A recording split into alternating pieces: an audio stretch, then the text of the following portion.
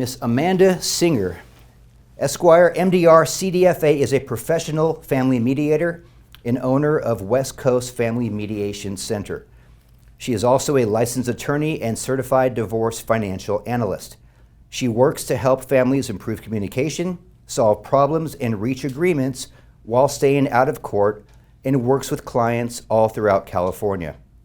In addition to divorce mediation, she has a focus and interest on premarital mediation, as well as training other mediators on the service. Amanda was the past vice president of the Academy of Professional Family Mediators and was the awardee of the 2022 APFM Outstanding Professional Family Mediator Award. Please help me welcome Amanda Singer. Hi, everyone. So I'm going to be talking about mediation today. A little bit about myself first. So Jason gave you a little bit of background, but I am a licensed attorney, as he said. My entire practice, though, is mediation. So I don't litigate. I don't go to court at all. I work with couples who are coming into our office or meeting via Zoom who want to stay out of court. So I'll be focusing on mediation. And the CDFA is a Certified Divorce Financial Analyst. I am not a financial professional. I don't manage money or anything like that. But the CDFA, for any of you who haven't heard before, it's really kind of the education and knowledge around the financial issues that come up in divorce. And there are a lot of financial issues that come up in divorce. And unfortunately, that's not stuff they really teach in law school. And so having the financial understanding allows us to work with other professionals on the financial side of things. And then that MDR that Jason mentioned, I have a master's in dispute resolution. So I have focused on mediation and conflict resolution for the whole time that I've been practicing, and mediating even longer than that. So I want to talk a little bit about what mediation is. I don't know how many of you have either been involved in mediation or have had maybe clients that have been.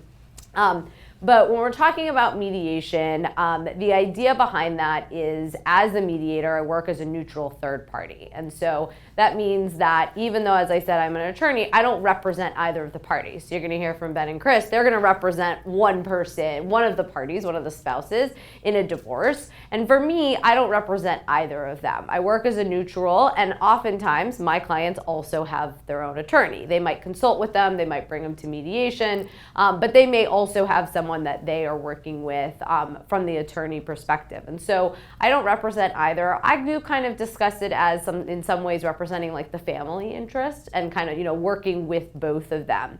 But as a neutral, that means that I don't make decisions. I'm not a judge. I'm not there to say, okay, you have to do things a certain way. But I am there to give them information, to help problem solve, to provide, what that looks like.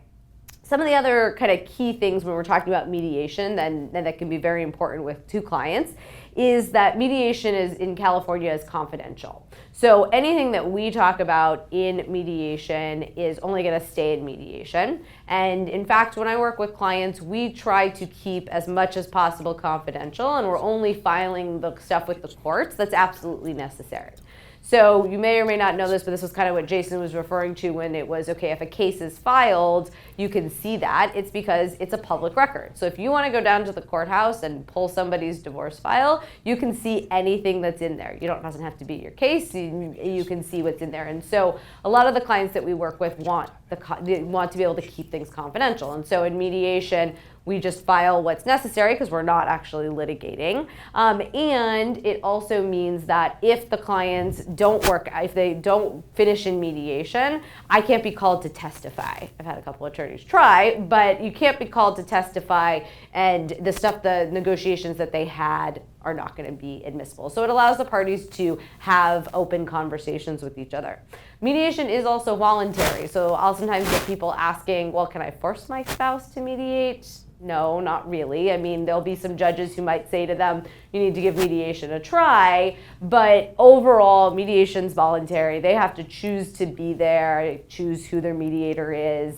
But once they have gone through the mediation process, and if we have gotten to that point where they have an agreement, that agreement then can be filed with the court and can be enforceable. But being in mediation is a voluntary choice. it is going to be more amicable, right? So a lot of the couples that I'm working with, they want to stay out of court, but they don't want to fight. They want to be able to work together. A lot of them have kids together, and they know that they're going to be co-parenting forever, right? Not just until as long as they're minors, but forever. And so, wanting to maintain that relationship. And so mediation is an option for the couples to not end up in this all-out fight and war as it can be. Because, when you have the traditional litigation process, it pits them against each other. And so mediation is that process where we are working together. So a little bit about that process is that, especially when we work with clients, I work with clients in mediation, we do take care of that whole process for them. Like I said, some of them are going to have attorneys that maybe are doing parts of the process for them, filing, drafting, things like that. But most of the time when I work with clients, they may be pro per, which means they're self-represented. They don't have an attorney representing them. Or other times they do have an attorney, but we're working with them jointly, and then they're working with the attorneys individually. And so throughout the process, we're working with them to reach agreements on all of the different issues. And so I like to break it down into like 3 main buckets or areas that we're talking about. So if they have children, the first thing is a parenting plan. Everything from their schedule to holidays to just what does co-parenting look like? What is it going to look like now and moving forward? The second area is going to be the support, so child support and or spousal support. And the third area being the assets and debts. So when we're talking about assets and debts, we're talking about all assets and debts, whether that's real estate, investment accounts, retirement, credit cards, loans, all of the stuff that makes up the marital estate that they have. And so no matter how they do their divorce, they've got to do financial disclosures. So they are still disclosing all of their assets and their debts and their income and expense information, but we're doing that in a mediation setting. And that allows them to be much more creative about what goes into it. So there's a lot of benefits with mediation, kind of that first one being creativity and the flexibility. So if you go to court, a lot of times, especially since we're, talking about real estate here, the judges don't have the time, nor do they really, honestly, sometimes care to figure out creative options. They can speak to this more, but to come up with creative options around who's going to stay in the house, who's going to, mortgage, payments, all these different things. And if they don't have the time and they don't have that, they're most likely just going to say, sell the house, because they're not going to get into it. Well, in mediation, we're able to come up with a lot more creative options. And speaking to what Jason talked about on the lending side, I have a lot of clients who might choose and agree to stay on a loan for a certain period of time. Or like he was talking about, they oftentimes might refinance or do things before they file for divorce because they are working together. And so they're able to have that conversation and communicate and figure out, okay, what are their goals, right? We talk a lot about like interests. So the idea of what are their interests, what do they want out of this process? And then it's figuring out, well, how do we reach that? And there are many ways to do it if they actually, are able to communicate and with the help of a third party, figure out what they want. And so we're able to be really creative and figure out what those options are gonna look like. Other benefits of mediation are gonna be the cost. So mediation is always going to cost less than litigation, just because, again, they're working together. They're not paying, 2 professionals for everything, and oftentimes a plethora of different experts. Some of you may have been some of those experts on cases, but for mediation, their cost is going to be less. Most of the time, they're sharing that cost, although not always. Sometimes I have clients who one person is the one that's paying, for that fully. And then even if they have attorneys, they're using the attorneys less, right? It's not as much of a long of a process. And that's the same thing with the timeline. I find that, if you're in court, you don't necessarily know how long things are going to take, how far out, and Chris could tell you how far out hearings are being held, when you need something. we get through, so California has a 6-month waiting period for anyone who doesn't know that. And so the earliest a divorce could be final is 6 months. Well, that's the earliest. That doesn't mean that it's just going to be final at 6 months, although some of my clients seem to think that still.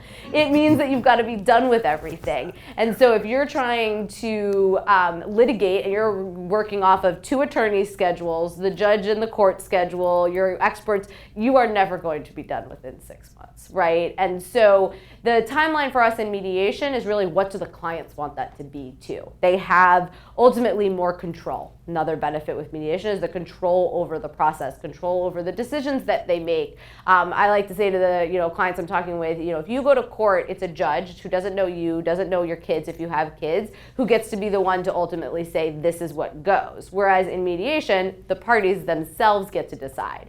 And that really also, what we've seen is there's more follow through. If you make decisions and agreements yourself, you're more likely to stick with them and follow what it says. When someone else, think about it, when someone else tells you what to do, how often do you want to do what they said, right? And so if the judge is the one who's telling you, this is when you get to see your kids, or this is what how you're going to divide these assets, you may not like that, and you may be, trying to find ways around that. And so, really do see that clients that make agreements themselves are more likely to follow through with them. It is also it's collaborative, right? And it's not collaborative law, which Ben's going to talk about. I like to say kind of little c, big C, but it's collaborative in the sense that they're working together. And they really are coming up with, okay, what are the agreements and what are the options that are going to work best for them. And then the big thing I like to think about with mediation is it's a forward-looking process. And so, the idea and what I mean behind that is, oftentimes clients come in and they want to tell me whose fault it is as to why they're getting divorced, and who he did this and she did that and all of that. And, have the conversation of, they can talk about those things if they like. We're in a no-fault divorce state, so it's not going to matter on anything else. But we can talk about it if it's helpful to the process. Most of the time it isn't. But if they really, sometimes we'll talk about things that they need to get past, and I'll also recommend they need to go to therapy to do that. But ultimately, it's not about what happened, right? It's not about what got them to where they are. It's forward looking. It's figuring out, okay, how are you going to move forward? And the thing that I see there is it's not just legal, right? It's not just how are you going to move forward and actually be divorced. It's the finances. How is that going to play out? It's emotionally. How are you moving forward? What does that look like? Logistics. We're talking about where people live, right? That's a big logistics for people. When they might move, where they're going to be, how does that play out? And so it's really trying to figure all of that out, and it's more forward-looking and gets them through that process quicker so that they can move forward. One of the things I'd say is there are some misconceptions, I think, sometimes of people ask, who can mediate, right? I think that sometimes people are like, well, you can only mediate if you agree on everything. And I'm like, no, that's what I'm here for, right? So we get a whole, I'd say, there's a whole spectrum of the clients that we work with. Yes, I have some clients who come to our office and say, you know what, we agree on everything and we just need to file, right? We need an agreement, we need to do it. Now, most of the time they don't actually agree on everything. They just think that they agree. So there is often still, things that need to be done. But there is that. And then there's all the way up to the clients who actually don't want to sit in the same room together. Have clients that I'm working with right now, both represented by attorneys, and wife refuses to be in the same room as husband. So we're in Zoom, but they're in separate Zoom rooms, and I go back and forth.